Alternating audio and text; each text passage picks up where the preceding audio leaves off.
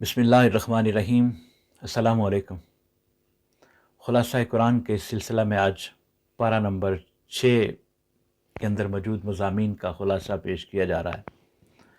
छठा पारा सूरत निसा की आयत नंबर 148 से शुरू होकर सूरत मायदा की आयत नंबर 81 पर मुकम्मल होता है। इस बारे में बुनियादी तौर पर अदल व इंसाफ, ईमानी उसूल, अहले किताब की साजिशें, हलाल व हराम के अहकाम और इस्लामी माशरती ज़िंदगी के असूलों पर रोशनी डाली गई है।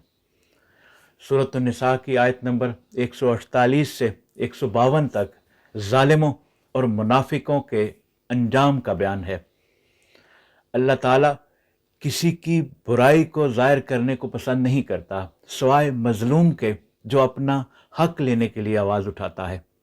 ईमान और नफाक में फ़र्क वाज़े किया गया है। ईमान लाने वालों के लिए अजर अजीम की खुशखबरी दी गई है।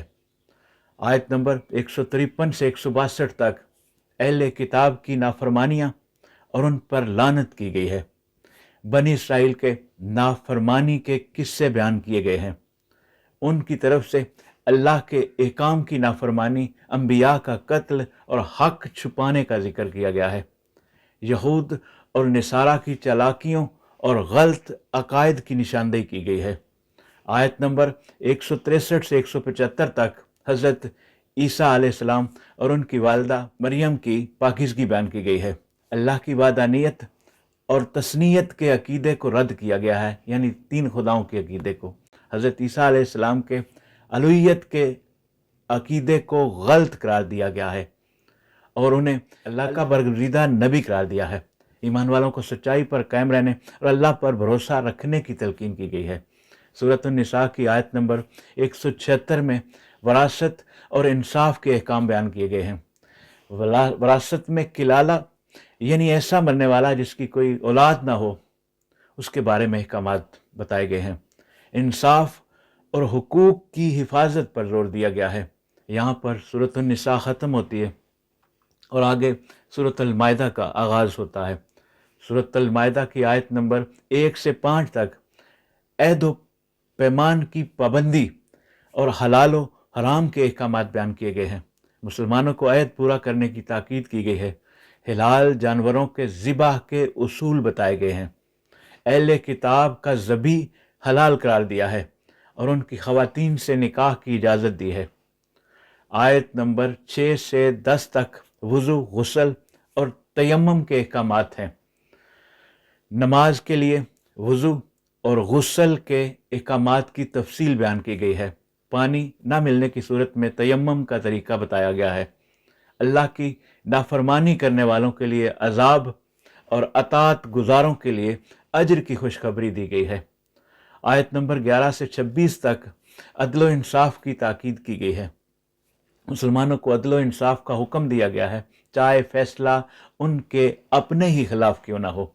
दुश्मनों के साथ इंसाफ का बर्ताव करने की ताकीद की गई है। बनी इसराइल पर आयद करदा अहकाम और नाफरमानियों का बयान किया गया है। हज़रत मूसा अलैहिस्सलाम के ज़माने के वाक़यात ज़िक्र किए गए हैं, जब बनी इसराइल ने जहाज से इनकार किया और नतीजतन 40 साल तक सहरा में भटकते रहे। सूरत मायदा की आयत नंबर 27 से 40 तक कत्ल और फसाद के अहकामात बयान किए गए हैं। हज़रत आदम के बेटे हाबील और काबील का जिक्र किया गया है। कत्ल की संगीनी और कसास का हुक्म दिया गया है। ज़मीन में फसाद फैलाने वालों को सख्त सज़ा दी जाए। तौबा और इस्लाह के दरवाज़े हमेशा खुले रहते हैं। आयत नंबर 41 से 50 तक शरई सज़ाएँ बयान की गई हैं। यहूद के उलमा की ख़यानत और तौरात में तहरीफ का जिक्र किया गया है। अल्लाह की नाज़िल करदा शरीयत के मुताबिक फ़ैसले करने की ताकीद की गई है। जो अल्लाह के अहकाम के मुताबिक फ़ैसले नहीं करते उन्हें ज़ालिम और फासिक करार दिया गया है। आयत नंबर 51 से 81 तक दोस्ती के असूल और मुनाफिकों की निशानियां बयान की गई हैं। मुसलमानों को यहूद और नसारा को दिली दोस्त बनाने से मना किया गया है और ईमान वालों को सच्चे मोमिनों का साथ देने का हुक्म दिया है। मुनाफिकीन की निशानदेही की गई जो मुसलमानों में रहकर उनके दुश्मनों से साजबाज करते हैं।